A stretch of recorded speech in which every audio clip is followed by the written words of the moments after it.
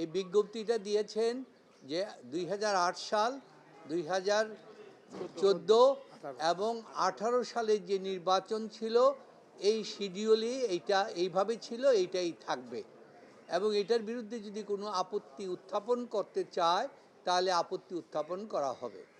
দাউদকান্দি এক এবং দাউদকান্দি এবং মেঘনা এই দুইটা ব্যাপারে ওনারা আপত্তি দিয়েছিলেন যে দাউদকান্দির সাথে মেঘনা যদি হয় তাহলে এইখানে ভিতরে না হয়ে তারা চেয়েছিল দাউদকান্দি আর তিতাস আর হুমনা মেঘনা চেয়েছিল। তো সুতরাং এটা যদি হয় তাহলে ইলেকশন কমিশনের নিয়ম হচ্ছে যে এক অঞ্চলের সাথে আরেক অঞ্চলের ভোটারের পার্থক্যটা, অর্থাৎ জনসাধারণের ভিত্তিতে পার্থক্যটা 30%-এর বেশি দিতে পারবে না।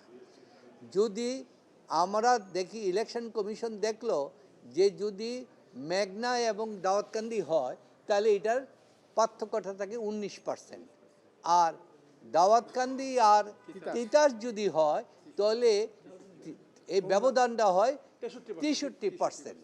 এই আবার যোগাযোগ ব্যবস্থাটা একটা বড় ইম্পর্টেন্ট। মেঘনার সাথে ভিতর দিয়ে যদি আপনার নদী আছে, এইটা আছে, দেরি হবে, কিন্তু মেঘনা থেকে দাউদকান্দির হাইওয়েতে আসছে, highway dino Daudkandi, bio Daudkandi. সুতরাং কোনো ভোটার বাক্স পাঠানো, কোনো রকম যদি দুর্যোগ অবস্থা সৃষ্টি হয়, মারামারি সমস্ত কিছু হয়, স্ট্রাইকিং ফোর্স যাওয়ার জন্য মাত্র হাইওয়েতে মাত্র লাগে 10 মিনিট।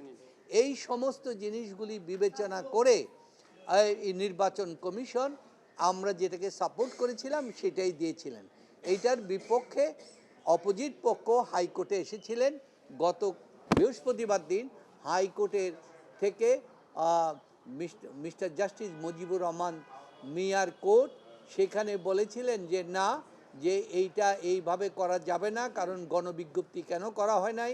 আমরা বললাম গণবিজ্ঞপ্তিতেও প্রশ্ন আসে না, কারণ যারা যারা পরিবর্তন চায় তারা অ্যাপ্লিকেশন করেছে, যাদের দরকার নাই তাদের তো করা হবে না, শুনানি করা হয়েছে।